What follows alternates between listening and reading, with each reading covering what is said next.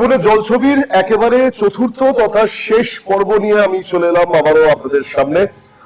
অবশ্যই অতিথিরা তো রয়েছেন এবং আমরা অবশ্যই ধর্ষণ জীবনের ক্যান্সার, সমাজের ক্যান্সার, এবং এই ক্যান্সারটাকে দূর করতে হবে সেই উত্তরই কিন্তু আমরা বিগত 3 পর্বে খোঁজার চেষ্টা করেছি। আমি নিশ্চিত যে আপনারা দেখছেন এবং আপনারা আপনাদের মতামত জানাচ্ছেন। এই পর্বে যারা যারা আমার অতিথি রয়েছেন আমি একে একে পরিচয় করাবো। আমার একেবারে ডান দিকে রয়েছেন Priyanka Saha, reiki therapist, motivational coach. প্রিয়াঙ্কাকে স্বাগত, ধন্যবাদ আবারও আমাদের অনুষ্ঠানে আসার জন্য। ডক্টর শুভদীপ চক্রবর্তী, বিখ্যাত অনকোলজিস্ট রয়েছেন। ডক্টর চক্রবর্তীকে অনেক অনেক ধন্যবাদ। আমার বাঁ দিকে রয়েছেন সিনিয়র সাংবাদিক জয়ন্ত চক্রবর্তী। জয়ন্তকে অনেক অনেক স্বাগত, ধন্যবাদ। এবং তার ঠিক পাশে রয়েছেন বিশিষ্ট সমাজকর্মী মহাশ্বেতা মুখার্জি, বাচিক শিল্পীও বটে। মহাশ্বেতা দিকে অনেক অনেক ধন্যবাদ এই অনুষ্ঠানে অংশগ্রহণ করবার জন্য। আমি সবার আগে শুরু করি অবশ্যই জয়ন্ত দাকে দিয়ে। জয়ন্ত দা, এর আগের পর্ব আপনি অনুষ্ঠানে এসেছেন, আপনি অনুষ্ঠানে অংশগ্রহণ করেছেন। আমরা এই একটা অ্যান্সার খোঁজার চেষ্টা করছি। সেই জায়গায় আগের যে পর্বে আলোচনা সে হচ্ছে একেবারে ধর্ষকের সাজা হওয়া উচিত মৃত্যুদণ্ড, একটা ভয় ধরানো উচিত, তাহলেই ধর্ষণের সংখ্যা করবেন, এই বার্তাটা আমরা নিয়ে এসেছিলাম। কিভাবে দেখছেন বিষয়টিকে? দেখো, প্রথমেই বলি যে ধর্ষণ জিনিসটা আমাদের সমাজের একটা ব্যাধি, সে বিষয়ে কোনো সন্দেহ নেই। এটা ক্যান্সার কিনা একটু আগে অভিজিৎদা বলছিলেন গ্যাংগ্রিয়াস একটা মুভমেন্ট, আমি সেই সম্পর্কে বলবো ক্যান্সার আর্লি স্টেজে হলে ধরা পড়লে কিউরেবল। আমার পাশে একজন অনকোলজিস্ট রয়েছেন, তিনি আরও ভালো বলতে পারবেন। কিন্তু ধর্ষণের ক্ষেত্রে অভিজিৎদা একটা প্রশ্ন তুলেছেন, ধর্ষণের কি কোনো রকম রেমেডি রয়েছে? আমার প্রশ্ন হচ্ছে নিশ্চয়ই আছে। ধর্ষকদের যদি ভয় দেখানো যায়, যদি সমীহ আদায় করা যায় যে ধর্ষণ করলে এই শাস্তি পাওয়া যাবে, স্টিপুলেটেড শাস্তি, তাহলে কিন্তু একটা জায়গা হতে পারে, আমার মনে হয় সেটা। আমার সঙ্গে সহ প্যানেলিস্টরা একমত হবেন কিনা আমি জানি না, কিন্তু আমাদের মধ্যে ভয় জিনিসটা ইদানিংকাল অনেকখানি চলে যাচ্ছে। আজকে যখন ধর্ষণ করতে যাচ্ছে কোনো মেয়ে বা পুরুষ, আমি দুই পক্ষকেই বলবো, পুরুষরা ধর্ষিত হচ্ছেন এ বিষয়ে কোনো সন্দেহ নেই। পুনের একটা ঘটনা আমি একটু আগেই বলেছি যে পুনেতে একটি কলেজে র্যাগিংয়ের নামে মেয়েরা সেখানে ছেলেদের ধর্ষণ করেছিল। ঠিক সেইভাবে নানান ঘটনা ঘটছে সমাজে। আমার প্রশ্ন হচ্ছে ভয় বা সমীহ যদি না জাগানো যায় তাহলে কিন্তু এই জিনিসটা চলতেই থাকবে। একটা কোথা থেকে ভয়ের ব্যাপার তৈরি করতে হবে। এই ভয় ব্যাপারটা নেই বলেই আজকে কিন্তু ভয়কে জয় করার প্রবণতা দেখা যাচ্ছে। যে 2012 সালে নির্ভয়া কাণ্ডের পরও 4 জনের মৃত্যুদণ্ড হওয়ার পরও রেপ হয়ে যাচ্ছে, এবং রেপটা কিন্তু একটি ইনস্টিংক্ট, এবং সেই ইনস্টিংক্টটাকে বন্ধ করার জন্য ভয় বা সমীহটা অত্যন্ত জরুরি। একদম জয়ন্তদা যে কথা বলছেন, 2012 সালে নির্ভয়া কাণ্ডের পরও যদি রেকর্ডের দিকে নজর রাখা যায়, তারপরও এমন ধর্ষণের ঘটনা ঘটেছে যেটা 7 থেকে 8টা, তা আপনারা শিউরে উঠবেন। আমি একেবারে আরজি কর নিয়ে এই খবর বললাম। ডেফিনেটলি সেই পরিসংখ্যানের দিকে যাব। আমি আসবো মহাশ্বেতাদির কাছে। দিদি, দীর্ঘদিন আপনি সমাজ সেবার মধ্যে আছেন, সমাজ কর্মী হিসাবে প্রত্যন্ত জায়গায় গিয়ে কাজ করেছেন। কোথাও মেয়েদেরকে কিভাবে একদম মূল স্তরে ফিরিয়ে আনা যায় সেটাও আপনি কাজ করেছেন, প্রান্তিক মানুষদের জন্য আপনি কাজ করেছেন। কিভাবে দেখেন বিষয়টি? আপনার সময় শুরু, 4 মিনিট ঠিক এখন থেকে। প্রথমেই অসংখ্য ধন্যবাদ দিশাশক্তি নিউজকে এমন একটি বিষয় এখানে নিয়ে আলোচনা করার জন্য। দীর্ঘ সময় আলোচনা চলেছে, আমি হয়তো সবটা শুনতে পাইনি। ধন্যবাদ দেবো জয়ন্তদাকে। জয়ন্তদা একটু আগে একটা কথা বললেন যে ছেলেরাও কিন্তু ধর্ষিত হয়। ধর্ষণ মানেই আমাদের চোখের সামনে যেটা ভেসে ওঠে, মেয়েদের বা একটি মেয়েকে রেপ করছে, অনেকজন ছেলে হতে পারে, একটি ছেলে হতে পারে, কিন্তু উল্টো দিক থেকে ছেলেরাও যে রেপড হয়, তাদেরও যে ধর্ষণ করা হয়, এটা কিন্তু আমাদের মাথায় রাখতে হবে। এবং একেবারে আমি যে অন্য কথায় যাব, যে অভিজ্ঞতা থেকে তুমি আমাকে ধরেছ যে হ্যাঁ, আমি একজন সমাজকর্মী, দীর্ঘ বছর প্রান্তিক জনগোষ্ঠীর দিদিদের সঙ্গে কাজ করার অভিজ্ঞতা আমার রয়েছে। অন্যান্য পর্বেও অন্যান্য জায়গাতেও আমি কাজ করছি। যেটা সবার আগে আমাদের ভেবে দেখা দরকার যে সেক্স অ্যান্ড সেক্সুয়ালিটি নিয়ে কথা বলার কি আমাদের জায়গা আছে? কতটা পরিসরে আলোচনা হয়? আমি তো বলবো যে যেভাবে আমরা অন্তত সেক্স অ্যান্ড সেক্সুয়ালিটি নিয়ে কথা বলতে পারি, যৌনকর্মী দিদিরা তারা গিয়ে নিজেদের কথা বলতে পারে, সেই জায়গা কিন্তু আমাদের সমাজের মধ্যে কোথাও নেই। সেই পরিসরটা তৈরি করা সবার আগে দরকার।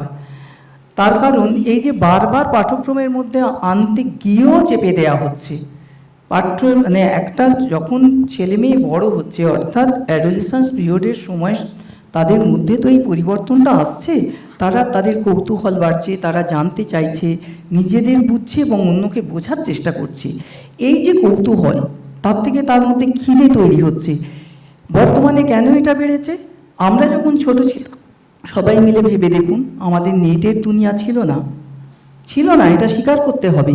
তাহলে এখন একটি বাচ্চাকে, ছেলে মেয়েকে বা তার থেকে একটু বড় যারা, তাদের সবাই প্রত্যেকের হাতে আইফোন, একদম প্রত্যেকে নেট ঘাঁটছে। সেই নেটের দুনিয়ায় সত্যিই কি তারা শুধুমাত্র খেলছে? বাচ্চাদের যে খেলার জিনিস, বাচ্চাদের যে কবিতা শোনার জায়গা, গানের জায়গা, সেটা দেখছে, নাকি তাকে বসিয়ে দিয়ে চলে গেলাম, সে অন্য কিছুর মধ্যে বিভোর হয়ে আছে? আস্তে আস্তে তার যে মানসিক পরিবর্তন হচ্ছে, এটা কিন্তু আমরা একেবারেই বুঝতে পারছি না যে কত বড় ক্ষতি আমরা নিজেরাই, সে গার্জেনই বলুন আর যাই বলুন, যে কোনো জায়গা থেকে। আরেকটা, যখন যারা বড় হয়ে গেল, স্কুলের মধ্যে এই যে প্রি মিক্সিং, এখন ম্যাক্সিমাম কিন্তু আমরা ছেলে মেয়েদের কোথায় মানে পড়াতে পাঠাই, সেটা হচ্ছে English medium school. English medium স্কুলে অনেক বেশি শিক্ষিত হবে আমার ছেলে মেয়ে, খুব বিদেশে চলে যাবে, এইটা আমাদের মধ্যে একটা নিজেদের একটা মানে খুব গর্বের ব্যাপার। কিন্তু পাশাপাশি একদম আমি বলবো যে সরকারি যে স্কুলগুলোতে ছেলে মেয়েরা পড়ে, তাদের মধ্যে যে মূল্যবোধ থাকে, সেই মূল্যবোধের কিন্তু অনেকটা অভাব। এটা অনেকে আমার উপর রাগ করতে পারেন, কিন্তু আমি একেবারে প্রমাণ দিয়ে দেখিয়ে দিতে পারি যে সেই অভাববোধের, এই মূল্যবোধ যেখানে ভেঙে পড়েছে, সেখানেই কিন্তু তাদের মধ্যে মিক্সিংটা এত বেড়ে গেছে ছেলে মেয়েদের মধ্যে। এবার তাদের প্রভাবটা তো বিভিন্ন জায়গায় ছড়িয়ে যাচ্ছে, এটাকে তো আমরা অস্বীকার করতে পারি না। আজকে বিভিন্ন ইউনিভার্সিটি বা কলেজগুলোর ল্যাব, বিভিন্ন জায়গায় যেভাবে স্টুডেন্টরা মেলামেশা করে, অনেক ইউনিভার্সিটির প্রফেসররা, আমার মানে তিনি লেডিস প্রফেসর হতে পারেন, তিনিও, তারা বলেছেন যে আমাদের লজ্জা করে সেখানে করতে। তো তার মানে কি, এই যে আমাকে প্রথমেই বুঝতে হবে যে রেপ, আমি বলছি, যখন তার ইচ্ছার বিরুদ্ধে ঘটনাটা হচ্ছে, সেই সুযোগটা আবার অনেকে নিচ্ছে। যতক্ষণ আমি যৌনতার আনন্দ নিচ্ছি, তখন সেটা রেপ নয়। কিন্তু যে মুহূর্তে তার থেকে আমি কিছু পেলাম না, তার মানে তার দিকে তখন আমি আঙুল তুলছি। এই ডিভোর্সের কেসগুলোর মধ্যেও যখন এই বিষয়টা আসে, সেটাও কিন্তু আমাদের মনে রাখতে হবে যে আমি যতক্ষণ, আরে ভাই, আমি যদি জানি আমার কাছে আমার মূল্যবোধ আছে, আমার শরীরটা আমার কাছে দামি, আমি কারোর কাছে কেন, যতক্ষণ না আমি বিয়ে করব, ততক্ষণ আমি কেন সেই সম্পর্কের মধ্যে ঢুকবো? তাহলে সেই সম্পর্কটার মধ্যে ঢুকবো, আমি সেই সময়টার আনন্দ উপভোগ করব, আর পরে গিয়ে আবার আঙুল তুলবো যে সে আমায় রেপ করেছে, তার নামে আমি কেস করব, আমায় টাকা দিতে হবে, ক্ষতিপূরণ দিতে হবে। ফলে এটা উভয় দিক থেকেই আমি বলছি যে একটা মেয়ের ক্ষেত্রেও হতে পারে, একটা ছেলেদের কথা কিন্তু আমরা কেউ আলোচনা করি না। আজকে যতক্ষণ এখানে আলোচনা চলেছে, বা আমি জানি না, সেটা আপনারাই বলতে পারবেন, ছেলেদের কথা কেউ বলেছে কিনা। জয়ন্তদার মুখে আমি এখন শুনলাম বলেই আমি অনেক ধন্যবাদ জয়ন্তদা এই কথাটা তুলেছে। তো আজকে এই ধর্ষণ কেন হচ্ছে, একেবারে আমি তার গোড়াটাই বলবো যে সেক্স অ্যান্ড সেক্সুয়ালিটি নিয়ে আলোচনার অভাব, জ্ঞানের অভাব, এই মেলামেশাটা কোন সময়ে আমরা করব, কিভাবে করব, এই সমস্ত বিষয়ে যদি আমরা ঠিক মতো শিক্ষা দিতে পারি, তাহলে কিন্তু ওই রাস্তাঘাটে একটা মেয়েকে দেখলে সবাই ঝাঁপিয়ে পড়বে, বা আমি একটা জায়গায় একটা ভালো ছেলেকে দেখলাম, একদল মেয়ে ঝাঁপিয়ে পড়লো, এই জিনিসটা হবে না। মহাশয় খুব স্পেসিফিক ভাবে বলেছেন, সেক্স এন্ড সেক্সুয়ালিটি নিয়ে অবশ্যই আমাদের কোথাও শিক্ষার অভাব, এবং কোথাও রাগঢাক রেখেই শিক্ষার অভাব, এটাই কিন্তু একটা সাধারণ পুরুষকে বলুন, বা আমি উল্টো দিক থেকে যদি মেয়েকেও বলতে পারি, কেন পুরুষরাও ধর্ষণ হচ্ছে, ডেফিনেটলি আমরা কিন্তু ধর্ষণ শব্দটাই রেখেছি, সেটা পুরুষ মহিলা নির্বিশেষে। আমি প্রিয়াঙ্কার কাছে আসবো। প্রিয়াঙ্কা, আপনাদের সময় বেড়ে ওঠা, সেই সময় শিক্ষার স্টাইল, শিক্ষার ব্যবস্থা, এখন আপনার সন্তানরা তারাও যখন বড় হচ্ছে, শিক্ষার স্টাইলটা অনেকটাই চেঞ্জ হয়ে গেছে। সেক্ষেত্রে আপনারা অভিভাবক হিসাবে আপনার সন্তানকে যখন আস্তে আস্তে বেড়ে উঠছে, আপনারা কতটা সচেতন করছেন, কতটা জানাচ্ছেন থ্রু মোবাইল, যে অনেক সময় হয় কি বাচ্চাদের হাতে মোবাইল দেওয়া মানে সে বাজে জিনিসটাই দেখবে, এটা ধরেই নেওয়া হচ্ছে, কিন্তু সেটা তো নয়, সে ভালো জিনিসটাও দেখতে পারে, কিন্তু তুমি মোবাইলটা হাত দিচ্ছ, মানে এটা আগেই তাকে বলে দেওয়া হচ্ছে যে সেখানে বাজে জিনিসটাও রয়েছে। এইটাও তো একটা কোথাও অভিভাবকের একটা দায়িত্ব থাকে নাকি? হ্যাঁ, এখান থেকে একটা কথা বলি। প্রথমে এই প্যারেন্টিংয়ের ব্যাপারটাতে যেমন বলবো যে কিছুক্ষণ আগে একটা আলোচনাতে বলেছিল না যে এই পেরেন্টরা আসে কাজকর্ম থেকে, তারপরে একটা চকলেট ধরিয়ে দেওয়া হয়, তারপরে তারা ক্লাবে যাচ্ছে। প্রথমেই হচ্ছে যে প্যারেন্টিংয়ের মধ্যে সবথেকে যেটা মানে মূল্যবান বিষয় হচ্ছে সময়। আমরা কতটা বাচ্চাকে সময় দিচ্ছি। হ্যাঁ, আজকের এই জগতে বাঁচতে গেলে আমাদের মানে মানিটা আর্ন করাটা ভীষণই একটা টাফ ব্যাপার হয়ে গেছে। তো এখন উভয় পক্ষকেই খাটতে হচ্ছে। সেখানে বাচ্চা আমাদের ন্যানির কাছে থাকছে বা গ্র্যান্ড প্যারেন্টসের কাছে থাকছে, সেখানে একটা মোবাইল দেওয়া হচ্ছে। তো প্রথমে এখানে আমি যেটা বলবো, আফটার করোনা স্কুলগুলো তো মোবাইলের উপরে ডিপেন্ডেন্ট করে দিয়েছে বাচ্চাকে। আমরা না দিয়েও তো পাচ্ছি না। তারা ভেবে নিয়েছে যে একটা ক্লাসকে আমরা একটা SRM ডিস্ট্রিবিউট করে দিচ্ছি, সেখানে আমাদের আপলোড করে দেওয়া হচ্ছে এবং সেই আপলোডটা একটাই মানে স্কুল অথরিটি করে দিচ্ছে, তারপরে এবারে ওটা বাচ্চারা দেখে পড়াশোনাটা করছে। তো এখন তো করোনা চলে গেছে, আমাদের বাচ্চারা রেগুলার স্কুলে যাচ্ছে। তাহলে প্রথম হচ্ছে আমাদের স্কুলের এই ব্যবস্থা থেকে আমাদের এটাকে সরাতে হবে যে আমরা কিছুই ব্যাপারটাকে ফোনে দেবো না। কেন আমি নিজে দেখেছি, আমার ছোট ছেলে LKG-তে পড়ে, তার সব কিছু SRM-এর দ্বারা আমাকে দেখতে হয়। এটা কেন? প্রথমে তাহলে আমাদের এই শিক্ষার জগতে এই জিনিসটাকে আমাদের বদলাতে হবে যে ফোনটাকে সরানোর প্রধান বিষয় হচ্ছে যে আমরা এডুকেশনটা এখান থেকে বন্ধ করে দেবো। তাহলে আমার ছেলে মেয়ে নেসেসিটি হয়ে যাবে না ফোনটা। তারপরে যেখানে আমি আসছি যে প্যারেন্টিংয়ের মধ্যে সময়ের মধ্যে আমাদের সেই সন্তানকে ধীর স্থিরতাটা শেখাতে হবে। আজকাল সবাই খুব উশৃঙ্খল জগতের মধ্যে বাস করতে, মানে সেখানে যেভাবেই হোক তার যেহেতু খেলাধুলাটা সেইভাবে নেই, ফোনের মধ্যে একটা জিনিস দেখছি, সেটার ভেতরে আমরা ঢুকে যাচ্ছি। যেমন কিছুদিন আমি আগে একটা আমার বাংলা সিনেমাতে আমি দেখেছিলাম যে বাচ্চাটি এতটি মোবাইল অ্যাডিক্টেড হয়ে গেছিল যে সে ওই খেলাটার মধ্যে নিজের বাবাকে দেখতো যে ওই গুলি করছে, তার সেই সিনড্রোমগুলো তার মধ্যে কাজ করতো। তো আজকে ধীর স্থিরতাটা আমাদের অনেক অনেক বেশি বাড়াতে হবে, সেটা যেইভাবেই হোক। কেন এখন বই পড়ার যে চলটা ছিল সেটা আমি দেখি প্রত্যেকটা বাড়িতে উঠে গেছে। তাহলে আমাদের বুকসটাকে আরো বেশি তাদেরকে দেওয়া উচিত। একদম একদম খুব গোড়ায় জায়গাটা একজন অভিভাবক হিসাবে প্রিয়াঙ্কা তুলে ধরার চেষ্টা করলো। সেই একই প্রশ্ন নিয়ে আমি অভিভাবক হিসাবে আমি শুভদীপ কাছে যাব। শুভদীপ, অভিভাবক হিসাবে কিভাবে দেন? Sexual education very important, paramount. আমি জানি না আমরা এখানে এখন সবাই বসে থাকি, আমরা সবাই যারা বসে থাকি, আমরা কতজন আমাদের বাবা মাদের সাথে আমরা যখন ছোট ছিলাম ডিসকাস করেছি, আমাদের বাবা মা কতবার করেনি। আমার ছেলে 10 বছর, আমি জানি ও এখন একটা এজ গ্রুপে যাবে, যখন যাচ্ছে আমি কিন্তু এখন থেকে ওকে ফিমেল বডি এন্ড মেনস্ট্রুয়েশন সম্বন্ধে আইডিয়া শিখিয়েছি। সবারই একটা ওরকম ধারণা যে মেনস্ট্রুয়েশন মানে বাজে জিনিস। আমাদের যেমন রিলিজিয়াস আছে, মন্দিরে ছোঁয়াছুঁই না, টেকনিক্যালি কিন্তু আমি যদি ওই পরিপ্রেক্ষিতে দেখি ওটা কিন্তু খারাপ নয়। আপনার মেনস্ট্রুয়েশন হচ্ছে মানে তো আপনি তার মানে মহিলার আগে ফ্যামিলি বিয়ার করার জন্য রেডি মানে হচ্ছে। এক সেকেন্ড থিং, একটা অনেকের ভীষণ পরিবেশে দেখা যায়, আমি ডিসকাশন হলো যে rape, false rape, real rape. হ্যাঁ, আপনি ম্যারেজের আগে করছেন সেটা ভালো না। আপনারা কেউ পোস্ট ম্যারিটাল রেপের সম্বন্ধে জানেন?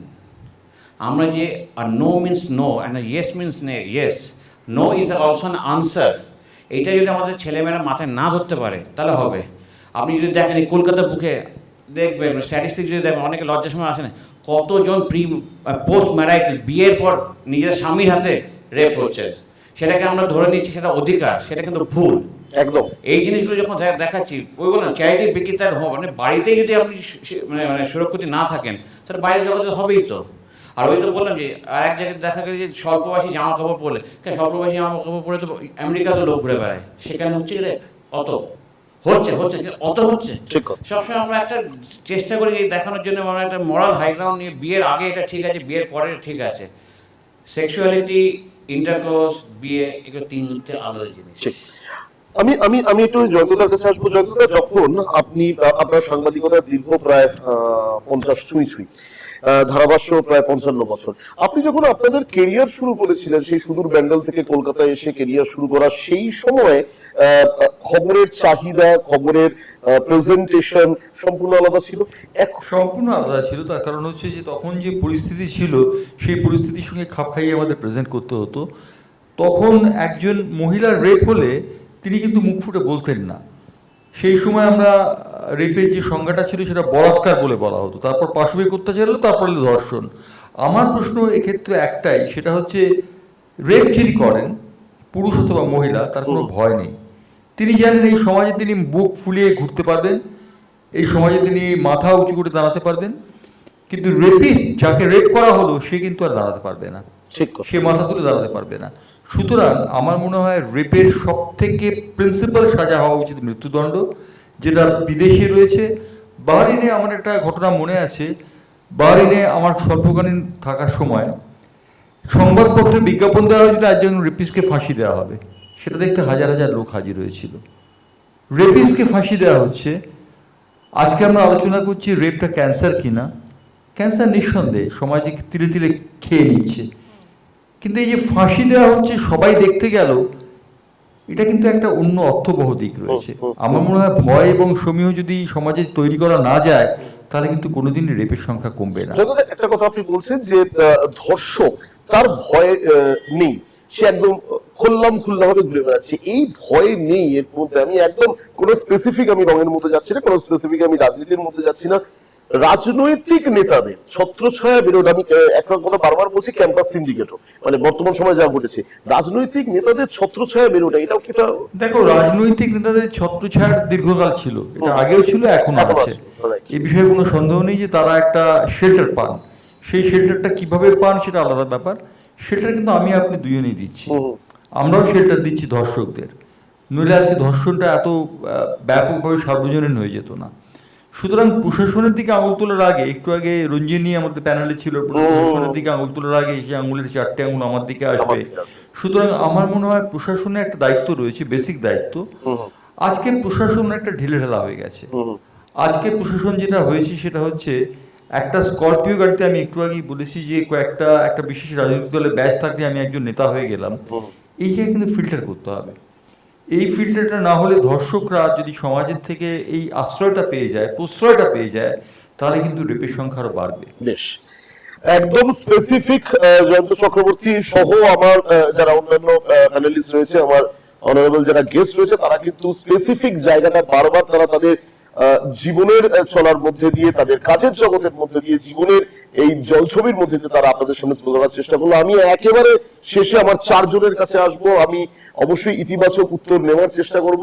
আমি সবার আগে আসবো মহাশয়দের কাছে। দিদি, যেহেতু আপনি বলছিলেন যৌন দিদিদের নিয়ে দীর্ঘদিন ধরে কাজ করা, সমাজের বিভিন্ন রাজ্যে বিভিন্ন স্তরে গিয়ে কাজ করা, অনেক সময় মানে তাদেরটাও পেশা, এই দাবিতে আমি যদি ভুল না বলি আপনারা সোচ্চার হয়েছিলেন 90 দশকে। ডক্টর জানা ছিলেন, ডক্টর সমাজিৎ জানা ছিলেন, এবং তারপরে তার ছত্রছায়া আপনাদের মতো একজন দক্ষ সৈনিক পেয়েছিলেন বলে কাজ করছে। তাদের অবজারভেশন কি, তারা কি বলেন? হ্যাঁ, আমি শুধু একটু পিছিয়ে যাই যে ডাক্তারবাবুকে বলি, অঙ্কোলজিস্ট যিনি, বিয়ের আগে বা বিয়ের পরে যে সম্মতিক্রমে যে ধর্ষণের ব্যাপারটা যে আলোচনা হচ্ছিল, মানে বিয়ে হলেই যে সেটা ধর্ষণ হয় না সেটা নয়। আমি যেটা বলতে চেয়েছি, ধরুন আমি যতদিন বিয়ে হলো না, বিয়ের মানে আমাদের সম্মতি দিয়ে যে আমি বিয়ে করব, এই কথা দিয়ে যে সহবাস করেছে, সেই বিষয়টা যখন কেউ ঢুকছে, সেখানে কিন্তু একটি মেয়ে ভুল করছে যে তুমি তার কথায় প্রথমেই রাজি হয়ে যাচ্ছ। হ্যাঁ, তোমাকে সে প্রস্তাব দিচ্ছে যে বিয়ে করব, তুমি সেইটাকে মেনে নিচ্ছ, নিয়ে তুমি তার সঙ্গে কিন্তু সহবাসে রাজি হয়ে যাচ্ছ। পরে যখন দেখছো যে সে আর রাজি হচ্ছে না, তখন গিয়ে কেস করছো। সেই জায়গাটা কিন্তু ভাবা দরকার। কারণ বিবাহিত নারীদের যে ধর্ষণ হয়, তাদের কারণ একদম ঠিক অধিকারের জায়গা থেকেই পুরুষদের কাছে তাদের নিজেদের, এবং আমাদের দেশে কটা মেয়ে আছে যারা নিজেদের কথা নিজেরা বলতে পারে, মাথা উঁচু করে চলতে পারে, পরিবার থেকে বেরিয়ে নিজের কথা 5 জনের কাছে তুলে ধরতে পারে। কারণ পুরো দেশের 70% মানুষ যেখানে তাদের খাওয়া পড়ার মানে একটা নিশ্চয়তা নেই, রাষ্ট্রের সে দায়িত্ব নিয়ে আর এখনো পর্যন্ত যোগ্যতা তৈরি হয়নি স্বাধীনতার এত বছর পরে, সেটা সত্যি আমাদের খুব লজ্জার ব্যাপার, দুঃখের ব্যাপার। এবার আসি আমি রাহুলের কথায়। রাহুল যেটা বলছে যে দেখুন, যৌনকর্মী দিদিদেরও কিন্তু রেপ হতো এক সময়। একজন যৌনকর্মী দিদি, তারা কিন্তু এইভাবেই প্রয়াত ডাক্তার সরজিৎ জানা, যিনি না থাকলে আমি আগে যখনই কোথাও মাইক ধরি আমি বলি যে এই রেড লাইট এরিয়ার যে দিদিদের কথা আদৌ কেউ ভাবতো কিনা উনি না থাকলে, তাই তাকে প্রণাম জানাই। তার সঙ্গে এতগুলো বছর যে তার মানে অধীনস্থ কাজ করতে পেরেছি সেজন্য আমি গর্বিত, এবং আমি স্যালুট করি যৌনকর্মী দিদিদের। তারা কিন্তু এই আন্দোলনটাকে দীর্ঘ বছর ধরে চালিয়ে গিয়ে আজকে সুপ্রিম কোর্ট অর্ডার দিতে বাধ্য দিয়েছেন এই অর্ডার, যে যারা ডিগনিটি নিয়ে এই পেশাটায় থাকতে চায় তারা যাতে ডিগনিটি নিয়ে সেফলি থাকতে পারে তাদের ব্যবস্থা করতে হবে। যাদের রিহ্যাবিলিটেশনের দরকার আছে তাদের রিহ্যাবিলিটেশন করবে। তো সেই সুপ্রিম কোর্টের যে ভার্ডিক্ট যে বেরিয়েছে সেখানেই বলা হয়েছে যে তাদের ছবি কিন্তু কেউ প্রকাশ্যে আনতে পারবে না তাদের অনুমতি ছাড়া। পুলিশ যখন রেড করবে তাদের কোনো ছবি তুলতে পারবে না রেডের সময়, সেটা প্রকাশ্যে আনতে পারবে না। যদিও খুব দুঃখের বিষয়, কাস্টমার সেজে গিয়ে বেশ কিছু মানুষ হিডেন ক্যামেরা যা আছে তাতে করে তাদের ছবি তুলে এনে একটা সাইড আছে যেখানে যাচ্ছে তাই ভাবে সেখানে দেয়া হয়। তো যাই হোক, আর জয়ন্তদা যে প্রশ্নটা তুলেছিলেন যে সেটা তো মারাত্মক, যে একজন যে রেপ করছে সে বুক ফুলিয়ে ঘুরে বেড়াচ্ছে, যাকে রেপ করা হলো সে সুসাইড করছে, সে ঘরের মধ্যে রয়েছে, তার জীবনটা পুরো নষ্ট হয়ে যাচ্ছে, সে আর কারোর সামনে মুখ দেখাতে পারছে না। এই সামাজিক পরিবর্তনটা আনার জন্য আমি ডাক্তারবাবুর কথায় চলে যাব। আমাদের সন্তানদের শেখাতে হবে, মেয়ে সন্তানকেও শেখাতে হবে, ছেলে সন্তানকেও। মেয়ে সন্তানকে কি শেখাবো, যে দেখো বাবা, এই যে যেটা উনি বললেন যে মেয়েটির একটা 9 বছর বা 10 বছর তখন তার এই যে প্রক্রিয়াটা মেনস্ট্রুয়েশনটা শুরু হয়, তো এইটা যে খুব স্বাভাবিক প্রক্রিয়া সেটা মানুষকেও মানে বাড়ির সবাইকে বুঝতে হবে যে সেই মেয়েটির যখন এটা হচ্ছে তাকে আলাদা ঘরে রাখার কিছু নেই, সে সমাজের সঙ্গে মিশবে, সে তার সাবধানতা অবলম্বন করে স্কুল যাবে, কলেজ যাবে, সমস্ত জায়গায় যাবে, সব কাজে যাবে। ঘরের বউ হলে কেন সে ঠাকুরের কাছে যেতে পারবে না? এটা অসুচি বলে কিছু নয়। এই রকম ধরনের বেশ কিছু শিক্ষা ছেলেদের মধ্যেও যে ছেলেদের শেখাতে হবে যে আমাদের এইগুলো যদি আমরা ঠিক মতো দিতে পারি তাহলে আমার মনে হয় যে একদিকে সমাজ যেমন সুরক্ষিত হবে, আর যে দিদিদের কথা তুমি বলতে চাইলে তারা কিন্তু এদিক দিয়ে এখন অনেক বেশি সচেতন। যাদের ওই যে ইয়েস আর নো এই দুটোর ভেতরে ডাক্তারবাবু বলছিলেন, যাদের তাদের পছন্দ নয় যতই টাকা দিক তারা তাদের নিয়ে যাবে না। বেশ, তুমি কাস্টমার হতেই পারো, তোমার কথা তোমার কাছে, আমার কথা আমার কাছে। এই দিদিরা এখন কিন্তু সেই জায়গাটায় দাঁড়িয়ে গেছে। অতএব তাদের পছন্দ হলে সে তাকে নেবে, না হলে সে নেবে না। ঠিক, আমরা আমাদের গত 4 পর্বে আমরা এই আলোচনাতেই আসলাম যে আমরা শুরুটা করেছিলাম যে ধর্ষণ সমাজের একটা ক্যান্সার, এবং সেই ক্যান্সার থেকে আমাদের অবশ্যই বেরিয়ে আসতে হবে, সবাইকে একযোগে আসতে হবে। আমি নিশ্চিত কোনো একদিন আমরাই হয়তো এই আলাপ আলোচনা আসবো ধর্ষণ মুক্ত সমাজ, ধর্ষণ মুক্ত সমাজ, এবং আসুন তাহলে সেই সমাজটাকে আমরা সবাই মিলে সেলিব্রেট করব। আমি একটু ইন্টারাপ্ট করছি, ধর্ষণ মুক্ত সমাজ কোনোদিনও হবে না। আমরা যদি বলি যে ধর্ষণ মুক্ত সমাজ আমরা দেখব, দিনের আলো দেখব, দিনের আলো প্রতিভাত হবে, কোনোদিন তা হবে না। আমাদের যে অবস্থা দাঁড়িয়েছে তাতে কনজিউমারিজম একটা বড় কথা। মহাশয় একটু আগে কথা বলেছেন ভোগবাদ, আমরা যতদিন এই ভোগবাদ থেকে ত্যাগ করতে পারবো ততদিন কিন্তু আমাদের এই ধর্ষণ মুক্ত সমাজ কোনোদিন তৈরি হবে না। ধর্ষণ আছে, ছিল, থাকবেই। ধর্ষণের প্রকারভেদ রয়েছে। আমি একজন মহিলার কথা জানি যিনি পরিভাষায় ডিভোর্সি, কিন্তু তাকে একজন পুরুষ বিয়ে করার প্রলোভন দেখিয়ে ধর্ষণ করেছেন। ধর্ষণ কথাটা আমি সচেতনভাবে ব্যবহার করলাম। এক্ষেত্রে মনে হতে পারে সেই ভদ্রমহিলার কনসেন্ট ছিল, কিন্তু কনসেন্ট এখানে বড় কথা নয়, সেই পুরুষটার মানসিকতা বড় কথা। পুরুষটার মানসিকতা ছিল কিছু লাভ করা, মেয়েটির কাছ থেকে কিছু ফায়দা তোলা। সেই ফায়দা তোলার পরে যখন মেয়েটি বুঝতে পারলো যে তার সর্বনাশ হয়ে গেছে, তখন সেটা ফেরার পথে যাচ্ছে না। অর্থাৎ দেখা গেল সেটাও কিন্তু ধর্ষণ। আমাদের পরিভাষায় সেটাকে ধর্ষণ বলা হয় না, বলা হয় যে এটা হয়তো একটা কনসেনসুয়াস সেক্স, কিন্তু তা নয়, এটাও একটা ধর্ষণ। ঠিক। যেদিন আমরা এই জায়গায় পৌঁছতে পারবো, সেদিন আমরা ধর্ষণ মুক্ত সমাজের কথা ভাবতে পারবো। হ্যাঁ। আমি জয়ন্তদার কথা রেখে একটা কথা বলতে চাই যে জয়ন্তদা বললেন যে মেয়েটি ভাবলো যে আমার সর্বনাশ হয়ে গেছে, এই চিন্তা ভাবনা থেকে বেরিয়ে আসতে হবে। ধর্ষণ হওয়া মানে আমার সর্বনাশ হয়ে গেল কেন, কেন আমি ঘুরে দাঁড়াবো না, কেন আমি তাকে বুঝিয়ে দেবো না, তাকে কিভাবে বোঝাবো সেটাকে আমিও পারি, ঘুরে দাঁড়াতে হবে, তাহলে কিন্তু একদম। প্রিয়াঙ্কা ছোট করে। হ্যাঁ, এটা বলে দিই একটা, যে নির্ভয়া কেসে আমি একটা সেদিনকেই একটা ইন্টারভিউ দেখছিলাম, তো ওখানে বলা হয়েছে রেপিস্টটা খুব গলা জোর করে বলল, লড়কিও তো মিঠাই কা ডব্বা হতা হ্যায়, খুলা ছোড়নে পে তো চিটিয়া আয়েগা। এই যে এত বড় কথাটা, কেন সেই মেয়েটি সেই মুখটা বন্ধ করে দিতে পারলো না? তো আমি সবার সাথে এখানে একমত হয়ে একটাই কথা বলবো, আমাদের বিলীন না করে সেই মানুষগুলোর মুখ বন্ধ করতে হবে এবং তাদেরকে বুঝিয়ে দিতে হবে যে তোমরা যদি রেপ করো, আমরাও উঠে দাঁড়িয়ে তোমাদের বিরুদ্ধে কিছু করতে পারি। সেটাই হচ্ছে সব থেকে আজকে দরকার। প্রিয়াঙ্কা ঠিক কথা বলেছেন, একদম সঠিক কথা। যতদিন না পর্যন্ত রেপিস্টরা ভয় এবং সমীহ পাবেন, আদায় করতে পারবেন সমাজ থেকে, ততদিন কিন্তু রেপিস্ট থেকে যায়। সুদীপ ছোট্ট করে। একদম, এটাতে কোনো ডাউট নেই। যেটা আমরা বলছি, রেপিস্টদের মনে যেটা ভয় না ঢোকাতে পারি যে আমরা কিছু করলে আমাদের সবসময় we are accountable, time bound accountable, যে আমাদের প্রবলেম হবে, এটা ভীষণ important. Justice delayed is justice denied. আমরা আজকে কেস হলো, সেটা 50 বছর পরে গিয়ে সলভ হচ্ছে, তাতে হচ্ছে তার পুরো জীবনটা হয়ে যাচ্ছে। এক সেকেন্ড হচ্ছে সেন্সিটাইজেশন, আমাদের জেনারেল পাবলিকেরও দরকার। অনেক সময় রাস্তাঘাটে যখন দেখা যায় যে টোন টিচ করা হচ্ছে, এটাকে খুবই হয়, তখন কিন্তু আমরা কেউ কিছু প্রতিবাদ করি না। ওই সময় যদি ওই ছেলেটাকে ধরে একটা থাপ্পড়ও মেরে দেওয়া হয়, সে কিন্তু পরে করবে না, সেই কিন্তু ফিউচার রেপিস্ট। সেই রকম যেরকম ক্যান্সার, যেমন আর্লি সাইন্সের আর সিমটম নিচ্ছে ধরে ফেললেন, আর ওই ক্যান্সারে পরিণত হতে দিচ্ছেন না, তখন আপনি ফিউচার রেপিস্টদের আটকাচ্ছেন। এইটা হলো মেন দরকার। আমি আফগানিস্তানে 5 দিনের মধ্যে রেপের শাস্তি হয়, আমাদের দেশে কেন হবে না? আজকের এই ফোরাম থেকে আমাদের দাবি হচ্ছে স্পিডি ট্রায়াল এবং স্পিডি অ্যাকশন। স্পিডি ট্রায়াল এবং স্পিডি অ্যাকশন। যে কথা একটা কথা শুধু লাস্ট বলবো, প্রথমেই ডাক্তারবাবু যে কথাটা বলেছিলেন যে কিওর তখনই হতে পারে যদি ডিরেক্ট ফার্স্ট, এটা আমি একদম একমত। কিওর হবে আমাদের মেন্টাল থেকে, আমাদের মেন্টাল হেলথ থেকে। কিওরটা করা হবে সেই ভাষাগুলোর থেকে, কিওরটা করা হবে সেই নজরটার থেকে, তবেই আমরা সেই রেপিস্টগুলোকে আরো কমিয়ে দিতে পারবো।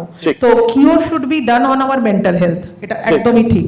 বেশ, আমি আমার 4 অতিথিদের অনেক অনেক ধন্যবাদ আপনাদের। সময় খুব কম, আমার প্যানেল প্রডিউসারদের কাছে সময় খুব কম। আমি ভেবেছিলাম 3 পর্বে আলোচনা থাকবে, কিন্তু সত্যি কথা কোনো পর্ব বা সময়ের মধ্যে এই আলোচনা সীমাবদ্ধ রাখা যায় না। তো 4র্থ পর্বে আমরা শেষ করলাম। আপনারা সার্বিকভাবে এই আলোচনা দেখার পর আপনারা কিভাবে দেখছেন আলোচনা? আপনাদের যদি কোনো তিক্ত অভিজ্ঞতা থেকে থাকে, আপনারা যদি কোনো নাম না করে আপনারা যদি আমাদের সঙ্গে শেয়ার করতে চান, অবশ্যই আপনারা আমাদের নির্দিষ্ট মেল আইডিতে dishashaktinews@gmail.com এর আপনারা মেল আইডিতে শেয়ার করতেই পারেন। আপনারা ইনবক্সে গিয়ে আপনাদের অভিজ্ঞতার কথা শেয়ার করতে পারেন। আপনারা অবশ্যই কমেন্ট বক্সে কমেন্ট জানাতে ভুলবেন না। বিশ্বাস করুন, কোনো ভিউজ বা রিচের মাপদণ্ড থেকে বা খুব দ্রুত পৌঁছাতে হবে সেই ভাবনা থেকে আমরা আজকের এই অনুষ্ঠান করলাম না। জয়ন্তদার কথা সূত্র অনুযায়ী এবং অভিজিৎ দাশগুপ্তের মতো বিশিষ্ট টেলিভিশন ব্যক্তিত্ব এসেছিল, মহাশারদীর মতো যারা সমাজসেবী রয়েছে, ডক্টর চক্রবর্তীর মতো যারা চিকিৎসকেরা রয়েছে, এবং প্রিয়াঙ্কার মতো যারা এই প্রজন্মের তরুণ তুর্কি একেবারে রেকি থেরাপিস্টরা রয়েছে, মোটিভেশনাল কোচরা রয়েছে, তাদের সঙ্গে তাদেরকে অনেক অনেক ধন্যবাদ। তারা আমাদের সঙ্গে সবাই একমতে এসছে, একটাই পক্ষ, রেপকে প্রতিরোধ করতে হবে, প্রতিকার করতে হবে এবং ঘুরে দাঁড়াতে হবে।